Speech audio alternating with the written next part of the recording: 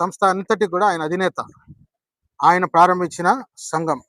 ఈ సంఘమును ఆయన ఏం చేసినాడంటే హెబ్రోన్లో ఒక సొసైటీ సంస్థను ప్రారంభించి అందులో ఈ యొక్క ప్రాపర్టీని అంతటిని కూడా సొసైటీకి రిజిస్టర్ చేయడం జరిగింది.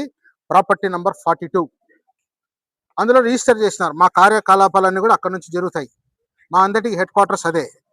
నాతో పాటు 11 మందిని కమిటీ సభ్యులుగా వాళ్ళు నియమించడం జరిగింది. 11 మందిని 18వ తారీఖున 2వ నెల 25వ సంవత్సరమున. తర్వాత ఉన్న వాళ్ళలో కొంతమంది కొంచెం స్వార్థంగా సెల్ఫిష్గా ప్రవర్తించడం వాళ్ళు ప్రారంభించినారు. తర్వాత మాకు ఏం జరుగుతుందంటే ఆఫరింగ్స్ అన్నీ కూడా ఎప్పుడైతే వస్తాయో వాటినన్నిటిని ప్రతి ఆదివారం వాటిని కలెక్ట్ చేసుకొని ఒక బుక్లో నీట్గా ఎంత వచ్చింది ఏందనేది చక్కగా రాస్తారు. రాసిన తర్వాత వాటన్నిటిని జాగ్రత్త పరుస్తారు. ప్రతి 6 నెలలకు ఒకసారి హెడ్ క్వార్టర్స్ నుంచి ఆడిటింగ్ టీం వచ్చి ఇంటర్నల్ ఆడిట్ జరిపిస్తారు.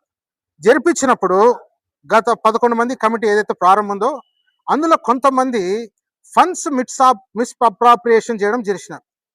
ఫండ్స్ను వాళ్ళు మిస్అప్రాప్రియేషన్ చేసినప్పుడు మేము అందరం కూడా హెడ్ క్వార్టర్స్కు ఆడిటర్స్ ఇన్ఫార్మ్ చేసినప్పుడు వాళ్ళని రిమూవ్ చేసేసినారు కమిటీలో నుంచి.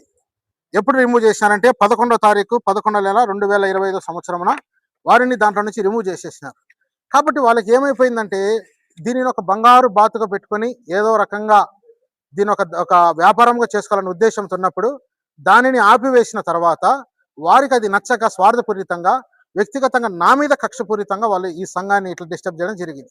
అయితే నిన్నటి దినమున ఒక 2 వారాల క్రితము సాల్మోన్ అనే వ్యక్తి నన్ను ట్రాన్స్ఫర్ చేసినారని వచ్చినారు. ఇప్పుడు నాకు ఇది ట్రాన్స్ఫర్ చేసిన లెటర్ నాకు ఇది.